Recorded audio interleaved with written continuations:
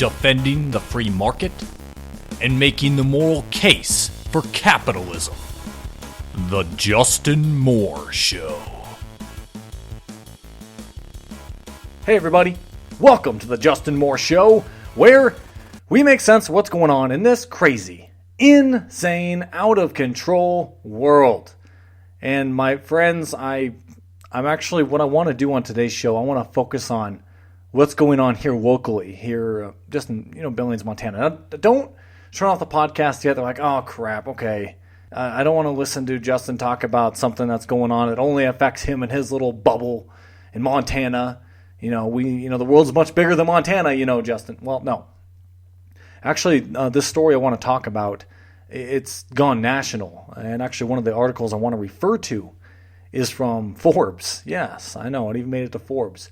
So basically what happened, just to put this in a nutshell, and is that there's a local morning show in Billings, Montana. It's been the number one morning show for decades now. They've been going on for I think 28 years, 25 years, something like that.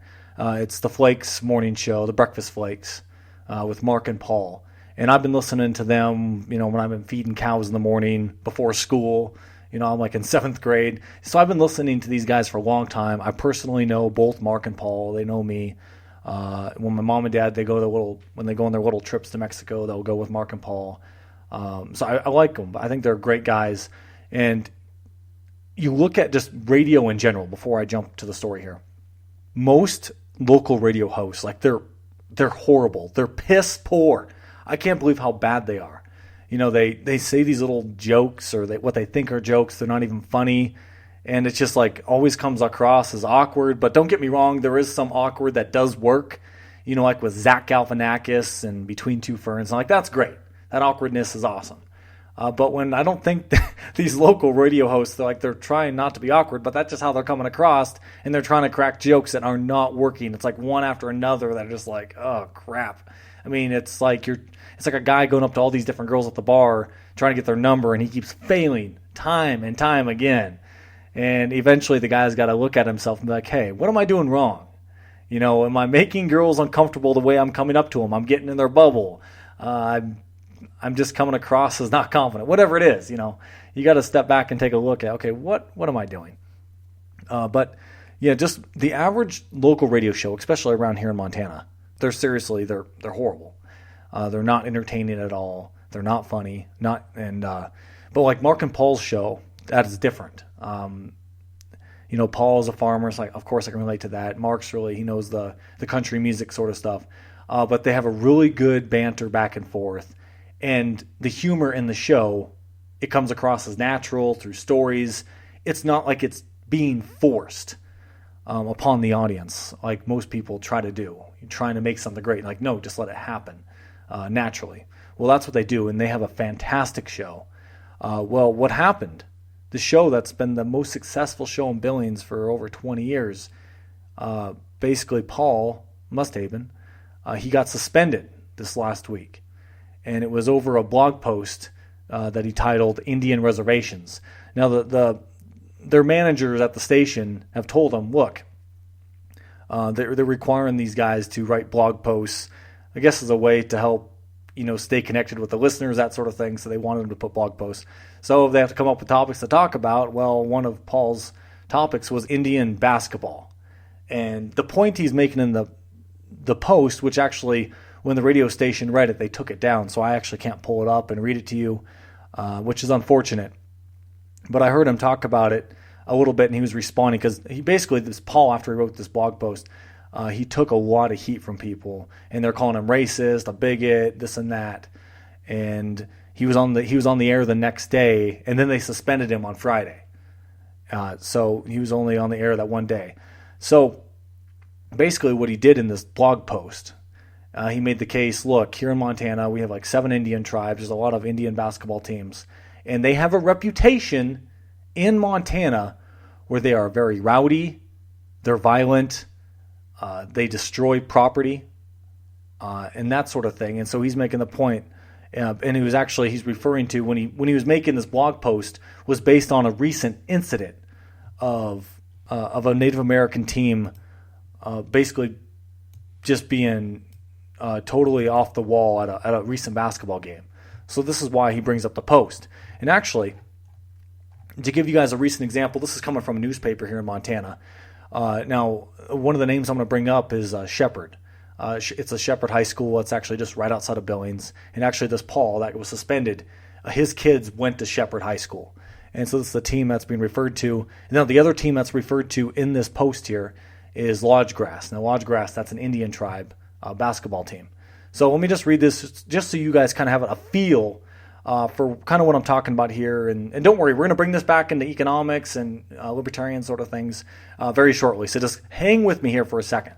And it says, the Shepherd High School boys and girls basketball teams will forfeit the remainder of their games this season against Lodgegrass High School over safety concerns. Shepherd School Board trustees made the decision after the Lodgegrass boys basketball team racked up 6 technical fouls for unsportsmanlike conduct during a game in Shepherd in December. 2 of these fouls were against Lodgegrass coaches. Shepherd players also reported receiving death threats after the game, said Shepherd School Superintendent Bob Barnes. And actually, FYI, the Shepherd School Superintendent Bob Barnes, he actually was the old superintendent of the school I used to go to, and I knew the guy very well. He died a few years ago. So this is a post from several years ago. But anyway, the last paragraph here. Shepherd Board trustees also took into account an incident in Lodgegrass in November in which several Lodgegrass students barricaded a road with tree branches to stop a bus carrying the St. Labray Junior High School girls basketball team. The Lodgegrass teens pelted the bus with rocks and allegedly shot the bus with BB guns, shattering a window and terrifying the girls. 3 boys were later arrested and charged with criminal mischief and endangerment. Okay, so there's an example just right there of some Native American teams being a little bit rowdy, like doing some stuff that's pretty crazy. And I can tell you from my own personal experience, when I was in basketball and one of the teams that was in our district was an Indian tribe. And look, during tournaments and whenever we played them, they had a reputation that they were rowdy. Fans from their team, the parents, they would show up drunk at the games. They were just really rowdy. There was incidents where my own parents' vehicle, their pickup, the window was broken after a game when we went out to it. They really just vandalized things. And it was only that team we had to worry about in our district. And so now we bring this back into when Paul got suspended. The point he was making on his blog post was that, hey, look at all these crazy incidents of what's going on here in Montana and the Indian reservations. They have a really bad rap. Maybe we should just have it so those guys just play each other. Have the bad teams, the teams who have horrible conduct during games and after games, let them just play each other because we don't want to deal with this BS of them threatening our players, death threats, barricading roads, throwing rocks. I mean, that is some crazy stuff. I remember going to games and there was some native guys and they were it was a wheelchair ramp. So they were on the upper part and there was the lower part as we were walking. They were trying to spit on us as we were walking. So that's kind of what he's referring to when he makes this claim. Now you can say at the very outset here, look, here this guy wants to segregate schools based on, the white schools and, Native American schools. They should just play each other. Looking at it just from that perspective with no context, like, yeah, you're right. That does sound horrible. Like, yeah, let's just have Native Americans play each other. Yeah, I agree with that. But if you put it into context and looking at the rap sheet that these guys have, don't just have to, you're not just calling it Native Americans, but just teams that are rowdy in general, which happens to be most of the Native American teams in Montana. Okay, the question has to be, why is this? Why is it Native American people from these schools, why does it seem like they're the ones that are misbehaving in this way and it's not the other type of schools? Now in Montana in general, there's not very much diversity. I mean, it's like 96% white or whatever, and basically the rest is native. And maybe it's 0.1% black. I don't know. Like, there's hardly any diversity in Montana. So the question is, by me saying this sort of thing, or when Paul was bringing this up in his blog post, are we saying that Native Americans, that they're because they're Native Americans, they're more prone to violence. Of course, the answer is no, they're not. No, it's not based on skin color at all. But the question is why? Why does it seem a lot of the Native American teams have this reputation? It was just one class of students that was causing all the mischief. They finally graduated. Now the problem's gone. No, it seems to be a continual problem through year after year at these schools. I mean, of course, I guess it's like you tied in with companies. Like there's the company culture that's important to success and how people react. So there's definitely, there's a cultural aspect. Now, the Native Americans, they have a very rich culture, based on traditions, that sort of thing. But let's look at really basing this down to its essence, this problem. It comes down to government.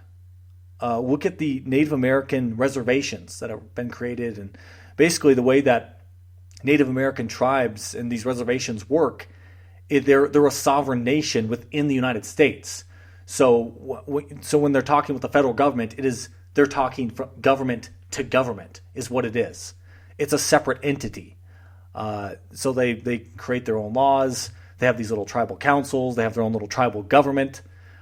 So it's a really different setup. And if you go to any of these reservations, just drive by them. I actually live, probably like an hour from Custer's Last Stand where that took place.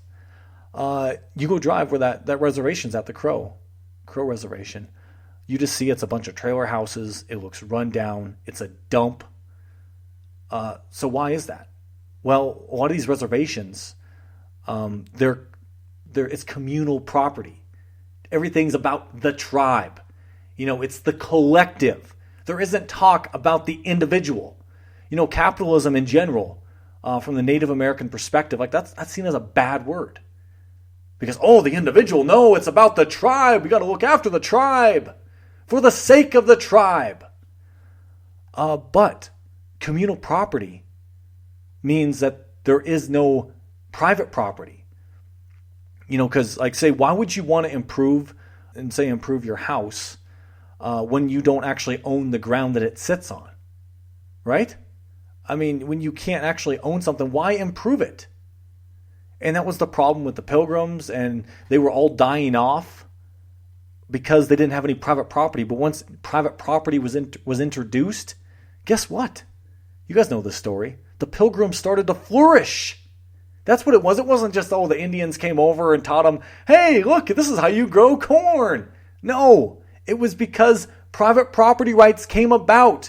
They realized owning property communally doesn't work. Communism doesn't work. That's what they found out. But this is what's going on the Indian reservations. They're being destroyed because of communal property, because there isn't capitalism, because it's the curse of the commons is what it is, that old economic principle. And that's what's taking place on these Indian reservations in general. Now, also, anyone who's got a certain percentage of Native American blood, they receive checks from the government. So this welfare that they get, that certainly doesn't help things, right? Just like when the government said that they're going to help the black family. Look at what's happened since the government stepped in to help the black family. The government has destroyed the black family. Where's the dad at in the picture? I'm talking in general, the perception. That's all I'm talking about. And it's sad. But even looking at, regardless of race, the single mom problem in general has gotten a lot worse since they know that the government will take care of them, that the government can serve as a daddy of sorts, right?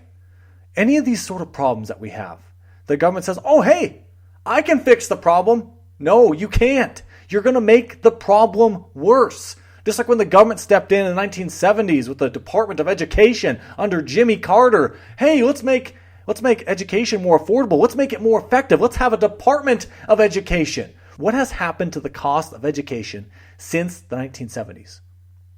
It's gone up like 3 times faster than the inflation rate. That's what's happened. Look at how expensive college is. All these things the government does to quote unquote make it more affordable, it's made it more expensive. And this is all I'm pointing out in this episode.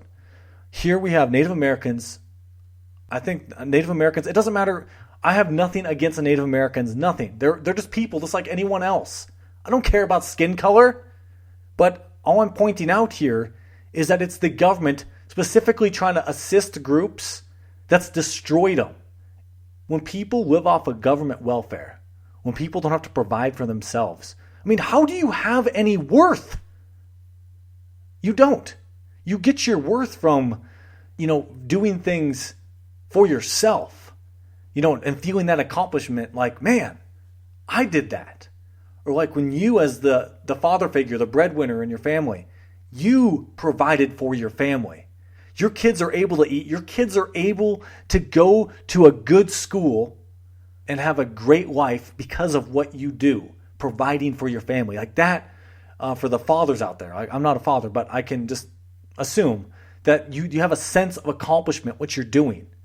Or the mother, when you're nourishing and taking care of your children, you're teaching them and trying to get them through school and providing for them. I mean, you have a sense of accomplishment. Like you're trying to turn them into role models for other children, or people that, because really your kids, they're a reflection of you, right? So if your kids, if they're a bunch of hellraisers, and you're partly mad at your kids because, dang, it's a bad reflection on you, which of course, your parents, you can't help. There's some kids that are easier than others, that sort of thing.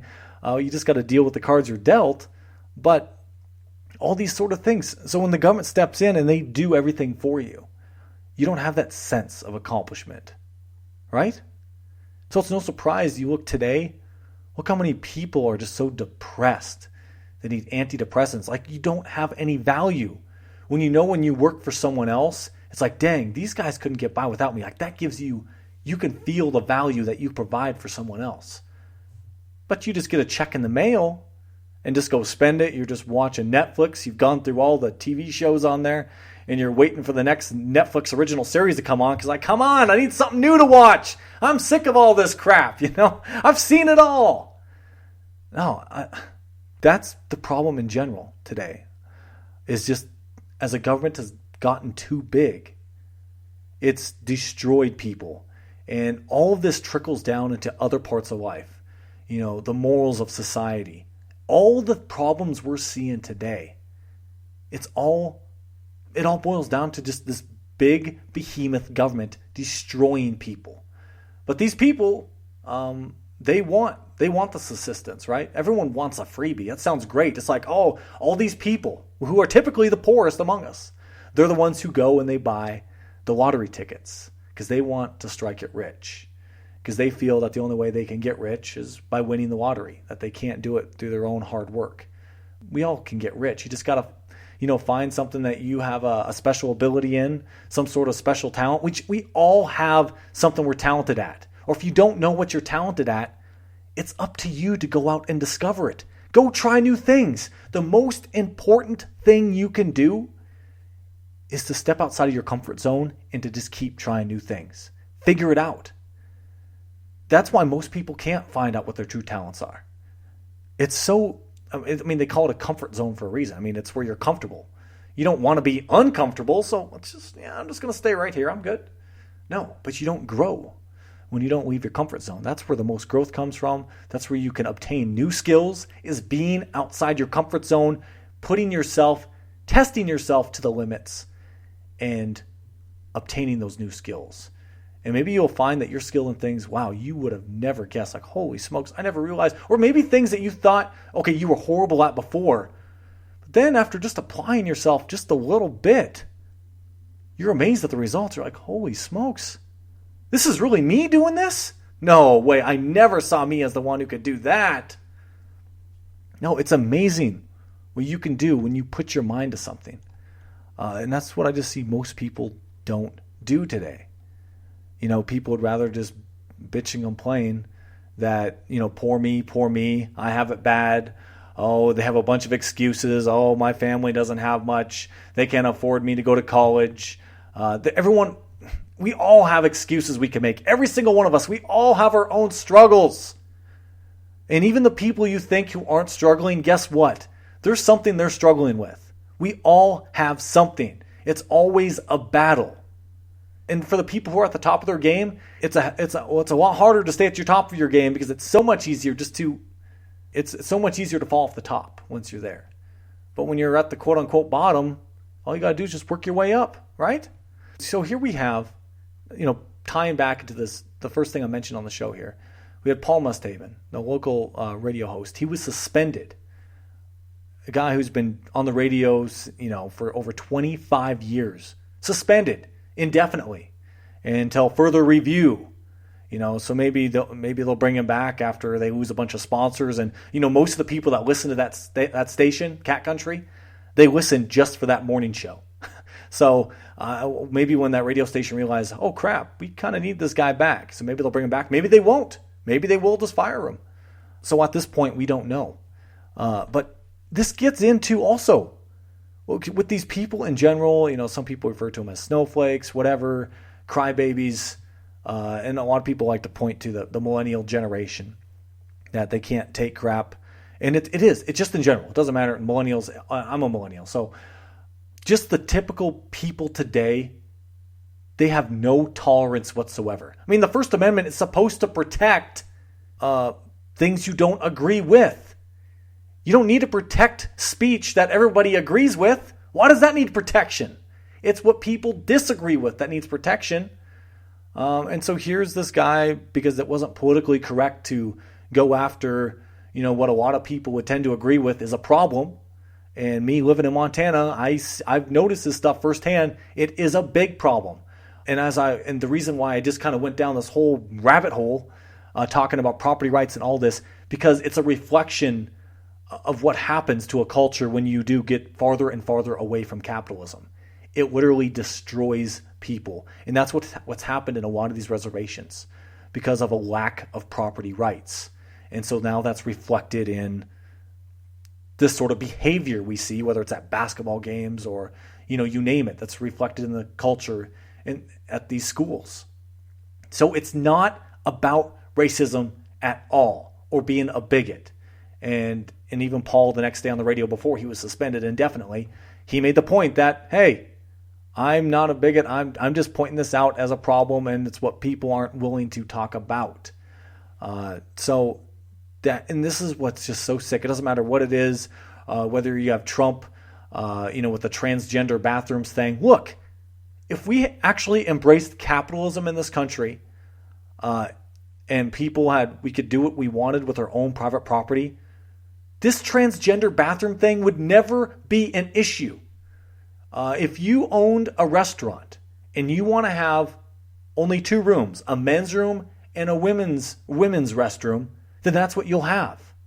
But if you're like a gay nightclub, maybe, to appeal to your constituency, you'll have a male bathroom, a female bathroom, and then I guess transgender bathroom with the little sign with the goofy, the men and women's ones combined that kind of looks like a little monster. Yeah, that one.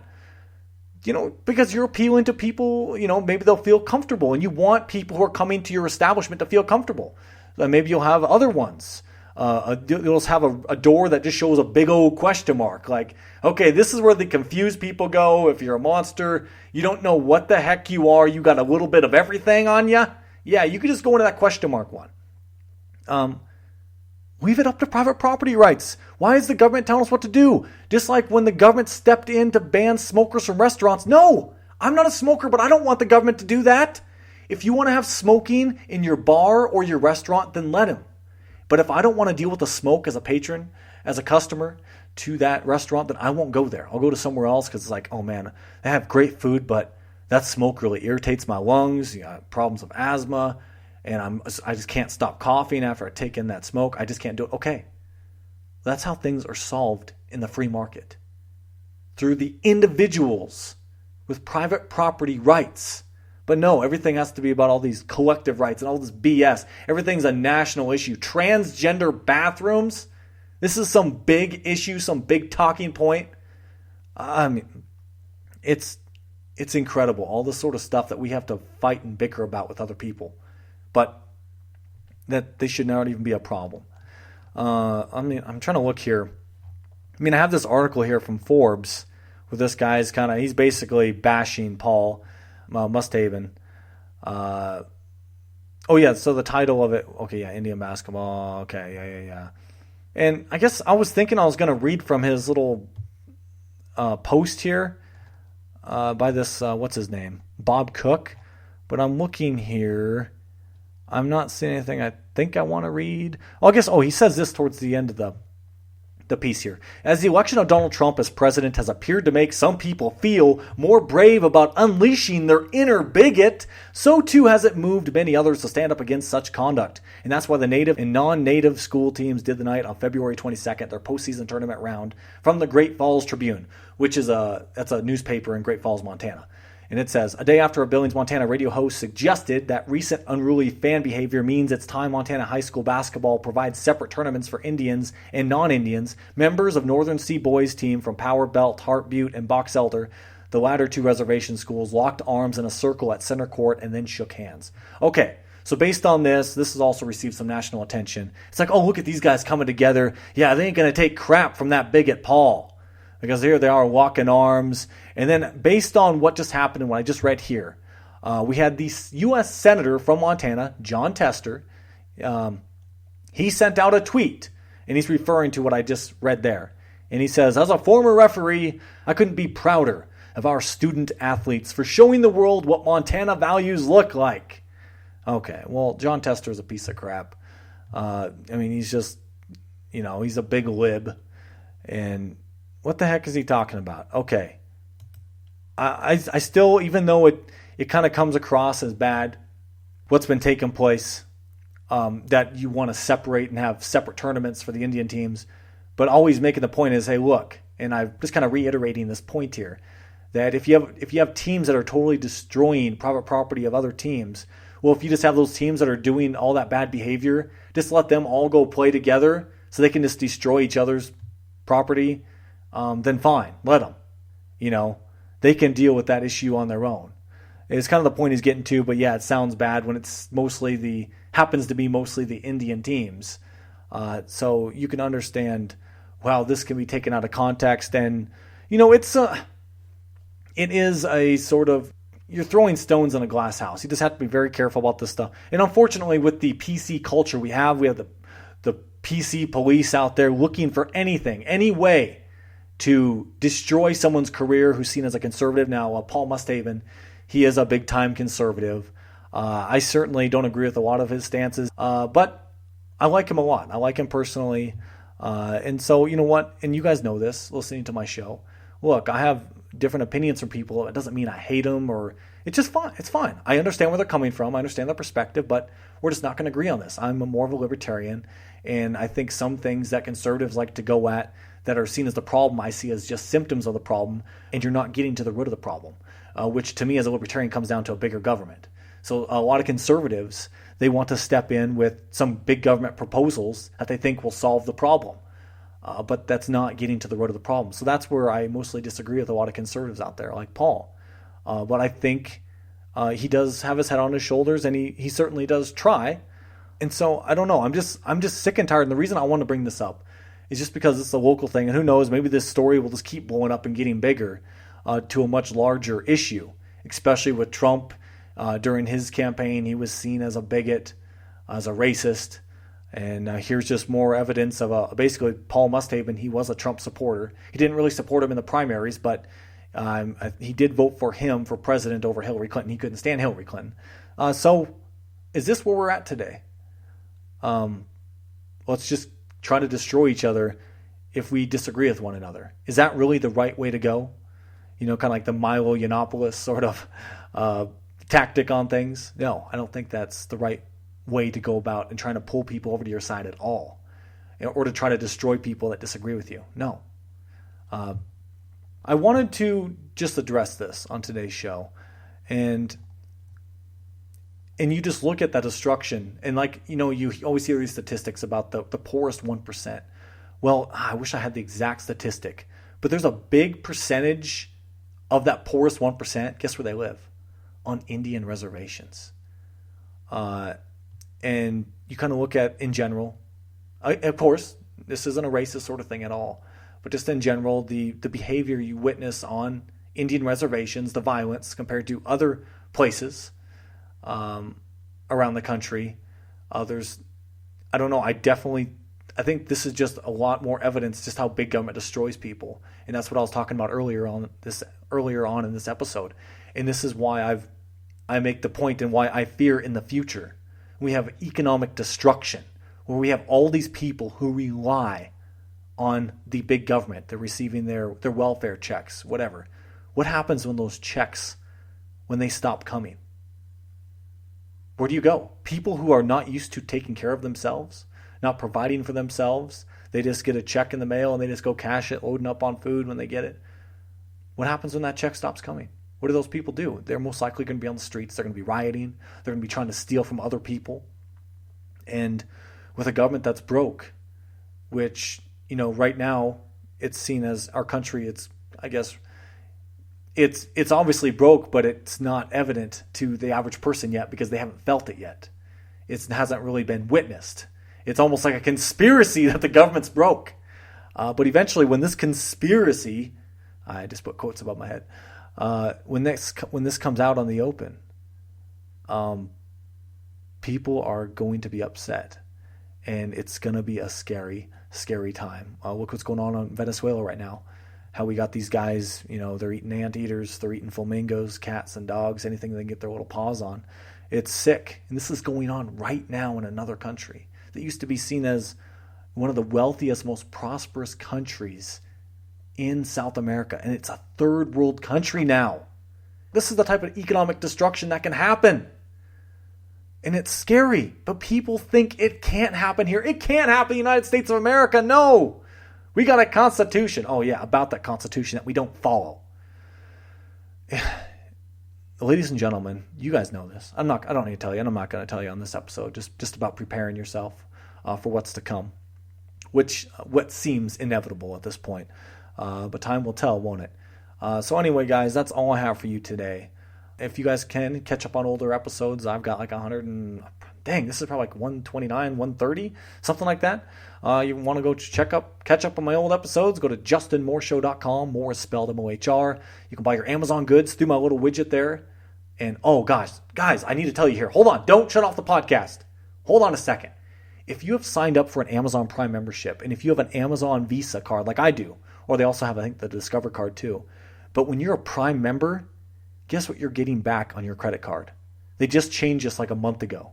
Anything you buy on Amazon with your Amazon credit card, you get 5% back.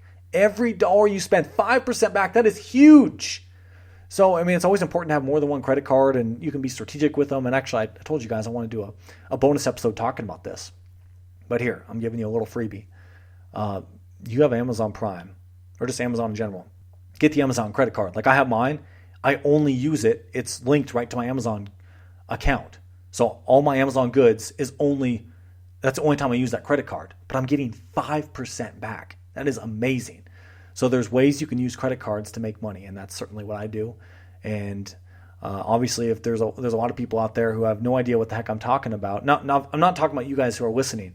But I'm just saying the general public, people who are just barely scraping by, living paycheck to paycheck. They don't care what credit cards pay because in terms of percentage back, they're just making the minimum payments on theirs to survive, and they're paying like 20% interest rates. It's crazy, but that's how a lot of people out there are living today. How can you do that? They could be buying all the same things I'm buying, but because I'm smart with my money, I'll buy in bulk, I'll shop at Costco or Sam's Club, and I know how to use credit cards, so I can use these things, and I can live a lifestyle that's 10 times better than they are, a lot wealthier lifestyle, even if I'm not making any more money. So it's just a matter of being smart with your money, being efficient, right? Anyway, guys, if you can buy your little goods through my little Amazon link, I get a small commission back. It costs you nothing extra. You can go sign up for Tom Wood's Liberty Classroom, all hours and hours of content on there for an amazingly low price. And I will send you my bonus episodes. If you sign up through the link on my website, just click on the picture of Tom Woods there and send me an email that you signed up through my link, and I will send you those bonus episodes. My email is jmoore616@gmail.com. And so, guys, that is all I have for you guys today. I will talk with all you guys next week, and I'm looking forward to it. This is Justin Moore, signing off.